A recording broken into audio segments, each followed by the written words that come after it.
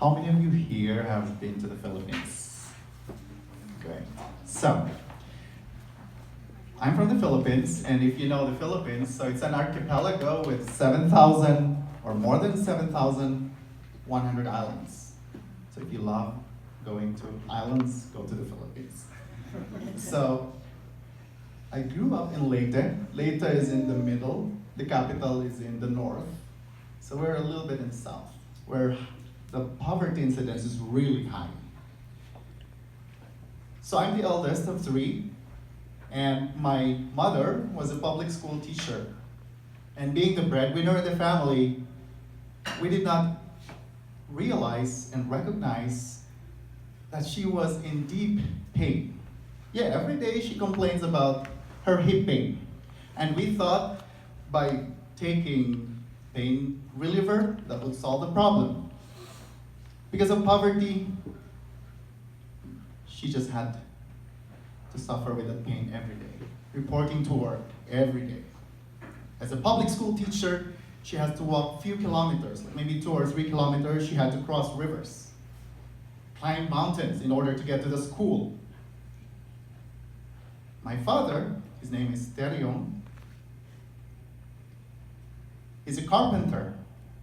And as a carpenter in the Philippines, you're disposable. You don't have social security, you're very poor. You're paid about maybe $5 a day.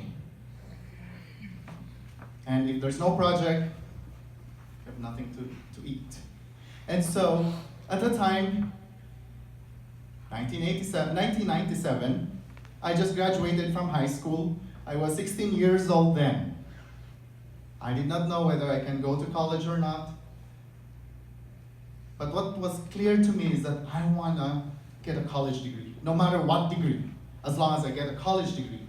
And so, at that time, my father was also waiting for the decision of the Court of Appeals. Because when I was in grade 6, he committed a crime. He almost killed our boarder who's trying to threaten us. And we lost the case. So he was convicted of frustrated homicide. And the justice system in the Philippines at the time, I'm not sure right now if it's faster, it would take 7 years or more than 10 years for the decision of the court to be given to whoever is in conflict or who is, And so, the good thing is we were able to find a way to bail my father. And so it started when I was in grade 6, until I graduated high school. We went through court, and we survived the court process. We lost the case. We had to file in the courts of appeal.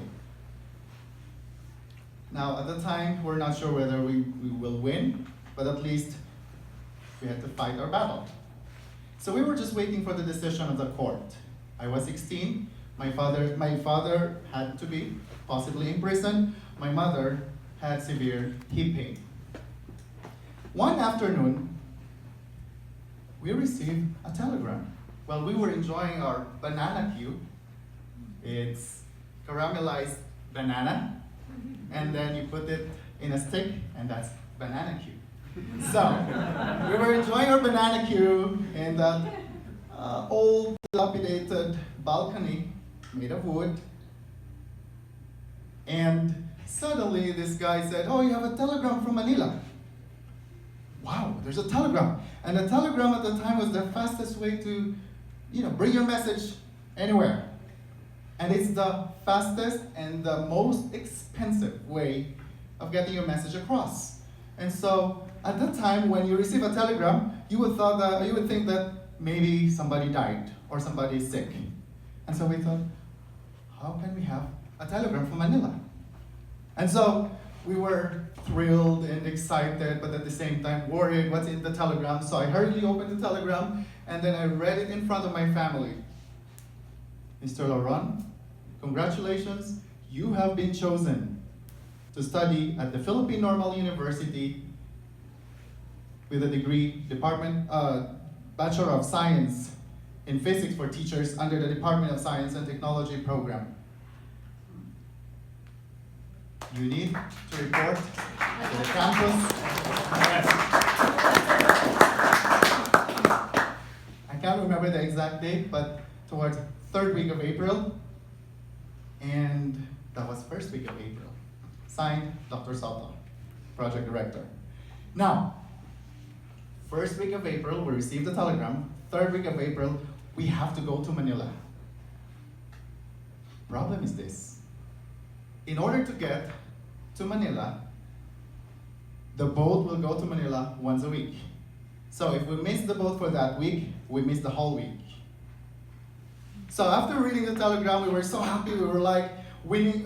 We feel like we won a lottery. But later on, we realized, how do we get to Manila? Because we don't have money to get there. You know that feeling that you have something, but there's a lot of obstacles? You know that feeling? And so we said, okay, tomorrow we have to find a way to get to Manila. So we have 2 weeks to find money to get to Manila. And so you know how much would it cost? It's just about 2,000 pesos. If I convert it in dollars, 2,000 would be around maybe $50. And we could not find that money. And so my mother started solving the problem by, as a public school teacher, she has mastered the art of recycling loans. Because as a public school teacher, they're masters in loan. And that's the reality of teachers' life in the Philippines. And so she started talking to people. I was with her, and we would show the telegram just to show them, just to let them know that this is real. We're not making up story here. I have a promising, life in Manila. And so the person said, John, congratulations. I'm so happy that you get a scholarship in Manila. That it's Philippine Normal University. Wow. Unfortunately, your mom has to settle her loan first before she can get another loan. I'm sorry. We went to the next house, same answer. Until we tried our best and we said, okay, it's not working. So while we were walking on the street and trying to figure out, how do we get to Manila? You have that precious gold, but there's a lot of obstacles. It's just $50, but at the time it's so hard for us to get that money. And so what we did was, my father said, I have this small piece of land in the mountain, and maybe around 1 acre piece of land. And he said, why don't we pawn our land, or my share of the land? I'll talk to my relatives and use that money to go to Manila. I said, oh wow, that's a good idea. So we pawned the land for $50 just for us to get to Manila and to get a one-way ticket to Manila. Problem solved. That was my mom's first time to go to Manila too. And if you grow up in the province, way down the south, Manila is like, wow, it's like the USA, it's like the dreamland. And so while we were in the boat, I said, wow, that sea breeze, and I feel like I'm going to the dreamland and I'm going to realize my dreams. We get to Manila, and on the first day we had to report to the university, and my aunt in Manila said, Elna, that's my mother, you've been suffering from that hip pain for a long time. And before you go home to the province, why don't you have your checkup in the Philippine General Hospital? That's the biggest hospital, public hospital in the Philippines. And it's the biggest, meaning you have to wait for 3 to 4 hours to see the doctor. So after the university, I processed all my scholarship documents, I was enrolled. After that, we went to the hospital. And after 4 hours of waiting, finally, here's the doctor. And we thought the doctor will just provide us with the prescription, because that's how they do it in the province. They just right away give you a prescription. And now I end up realizing that those doctors just give you painkillers, pain relievers.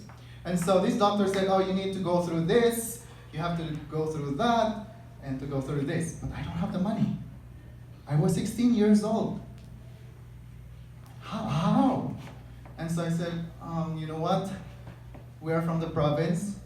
I'm here not really to have my mother see a doctor, but to go to the university and have my scholarship. So we don't have the money to go through those medical those laboratory processes and X-ray and CT scan. And I said, how? And so finally, with the help of the social worker, we were able to seek help. So we got this white card to prove that we are an indigent patient. And so we get the charity, privileges. So free this, free that, and you stay in the charity ward. So later on, we discovered that my mother had bone cancer. It was summer still, so I have 1 month to think. Knowing that my mother has cancer, my father has to be in prison. Should I go to school? Or should I make sure that we get by every day, we survive every day, provide my family's needs, buy my mother's medicine? And so I talked to my mom. I said, Mom, I have this dilemma. Do you think I should pursue with the university? Because I think right now we need to survive this problem. And what she told me really defined me as a person. With a teary eye, she said, John, it breaks my heart as a mother of a 16-year-old that you will take care of the whole family. It breaks my heart. But always remember this. I know you have a bright future ahead. This is temporary. Don't lose sight of that. Don't forget the reason why we are here in Manila. We're here for you to enroll in that university. God will provide. And it gives me some kind of relief. Okay, I'll go to the university. I'll figure out how we will survive along the way. And so, during first year to second year of college, my mother was in the hospital. So my routine would be I wake up at 4 o'clock, prepare food for the hospital, and then my brother has to pick up the food, bring it to the hospital. That's their food for the day. I go to school. After school, I would run and visit 4 houses, 4 villages to do part-time tutorial. And then after that, around maybe 11, 12, or 2 a.m., depending on what's the latest class. Because I tutor part-time to get by or to survive. I drop by the hospital, figure out what they need for the following day. So I was like the head of the family at 16. And so after 2 years, we decided that if it's her time, it's her time. Because there was a change in administration, we could no longer ask support from the charity sweepstakes office. That was the time of Estrada. He was the actor that was impeached. And there was a totally change in administration, totally change in terms of how the government offices were run. So there's a lot of corruption at the time. And so we could no longer ask for support from the government. And so we said, okay, let's just go home and let God be God. My mother, she was actually, she was lying on the bed, has this strong faith, and she would sing like this, walk, walk, walk, walk in the light, walk, walk, walk, walk in the light, and she was bedridden. And she has this really determined, she's that determined that she will get well, and she has strong faith in God. Whew. I said, okay, let's just go home. So I had to bring them home, and before that, a month before that, we received the decision of not Supreme Court, but the Court of Appeals, that my father lost the case again. So he had to be imprisoned. And what's funny is this. The Cancer Institute is here, right in front of that building is the Court of Appeals. I was looking at the Court of Appeals when will the decision come out? And when it came out, we lost again. And so one summer, after second year of college, I had to bring them home in the province, I had to bring my father to the prison with all those documents that we received and surrendered him. And you know how it feels to have a father that has to be imprisoned? Like, it's frustrating, it's sometimes disappointing, but that's what life is. And then after that, I decided to go back to Manila and continue with my college degree, my schooling. So I was third year, and then I got to fourth year. And I graduated from college. And while my mother in the province and my brother and sister were having their breakfast, suddenly my father just appeared like that, like, hey, I'm back. We didn't expect him to be back because his sentence was 4 to 8 years. It was just about a year and a half. Well, he was a good prisoner. So he was paroled by President Gloria Macapagal-Arroyo at the time because Estrada was impeached, so there's a change in administration. So he was paroled and she granted a parole to him, and he was now back with us. I brought him to Manila, and right after graduation, I was able to get a job as a teacher in a Jesuit school. It's a well-respected school called Ateneo de Manila University. And for 10 years, I taught science, so physics, chemistry, and earth science. And after 10 years, because of my experience, I decided to teach about poverty. So I decided to move from science department to the social involvement department. And I teach rich kids. I used to teach rich kids, and I teach them poverty and what it looks like. And from my own experience, I'm really passionate about poverty, structural poverty. Because in the Philippines, sometimes it's not your fault to be poor. It's structural. So, after 5 years of teaching that, because I'm a traveler, I want to travel, so I applied for a job here in the US. I got a job, so I'm on J1 visa, so I'm looking for a wife. Just kidding.